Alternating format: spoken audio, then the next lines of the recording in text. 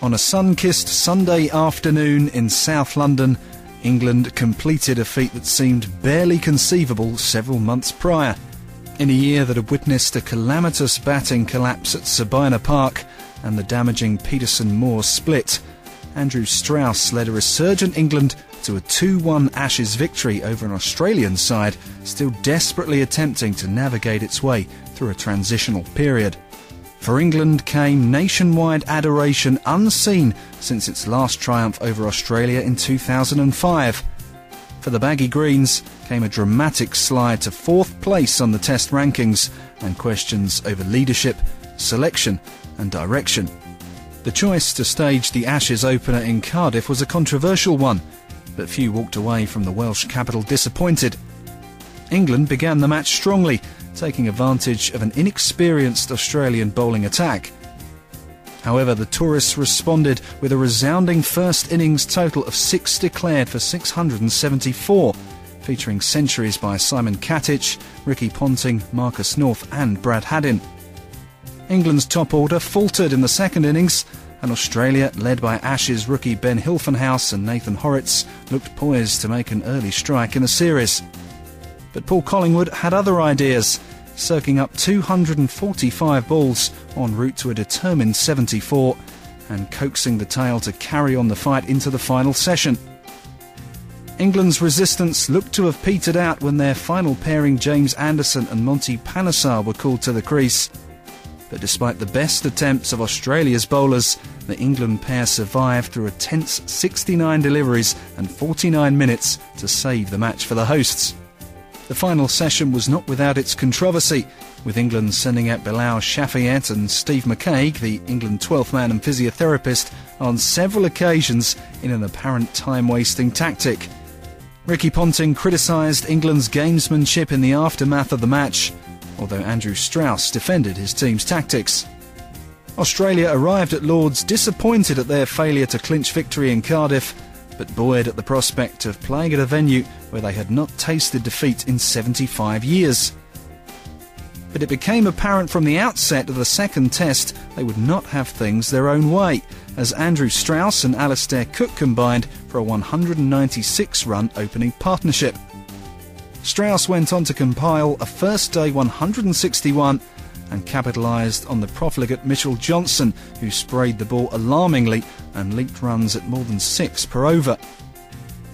Australia's problems compounded on day 2 when James Anderson and Graham Onions used the heavy overhead conditions to full effect and troubled Australia with swing bowling. They were eventually dismissed for 215. However, Strauss opted against enforcing the follow-on and built on England's already sizable lead in the second innings. Australia made a good fist of the run chase with a century to Michael Clarke and 50s from Brad Haddin and Johnson. But Andrew Flintoff's 5-wicket haul in his last Test outing at the home of cricket ended their resistance, and England surged to a 115-run victory, Flintoff adding to his mantle as England's Ashes talisman. Reputations were all the talk around Edgbaston ahead of the third Test after Andrew Strauss's insistence that Australia's had all but vanished since the retirements of Warne, McGrath, Gilchrist and co. Australia certainly looked vulnerable when they dropped Philip Hughes and installed the untried Shane Watson at opener, as much to serve as bowling cover for the errant Johnson as upgrade the batting. England backed up their captain's sentiment on the second morning when amid heavy Birmingham clouds, James Anderson and Graham Onions combined for 9 wickets to terminate Australia's first innings for 263. Half-centuries for Andrew Strauss, Ian Bell and Andrew Flintoff propelled England to a commanding 376. But heavy rain and a Michael Clarke century ensured the match was drawn and England maintained their 1-0 lead heading to Leeds. It wasn't to last. Australia's move to play an all-pace attack paid immediate dividends, with England levelled for a meagre 102 on the first day.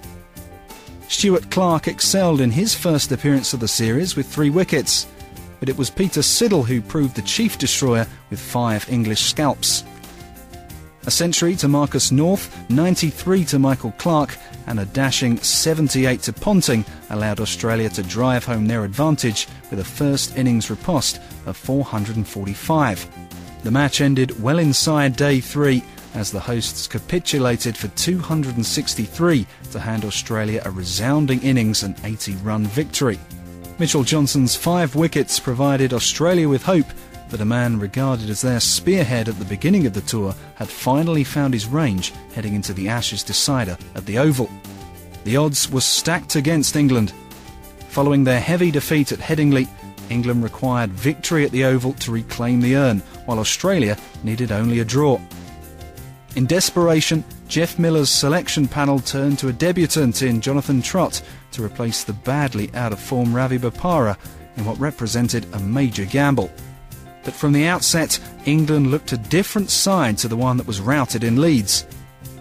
A first innings total of 332 on a difficult dry wicket always looked competitive, and even more so when Australia collapsed for 160 following a devastating spell from Stuart Broad. Victory was all but sealed when Trott became just the 18th England batsman to post a century on debut. Faced with a would-be world record run chase, Michael Hussey briefly raised Australian hopes with a fighting and possibly career-saving century, but the run-outs of Ricky Ponting and Michael Clarke within the space of 6 deliveries terminated any hopes of an improbable Australian win. When Graham Swann removed Hussey at 5:47 p.m. on a glorious Sunday afternoon, England's march to victory was complete. The urn was coming home. This is Cricinfo Talk.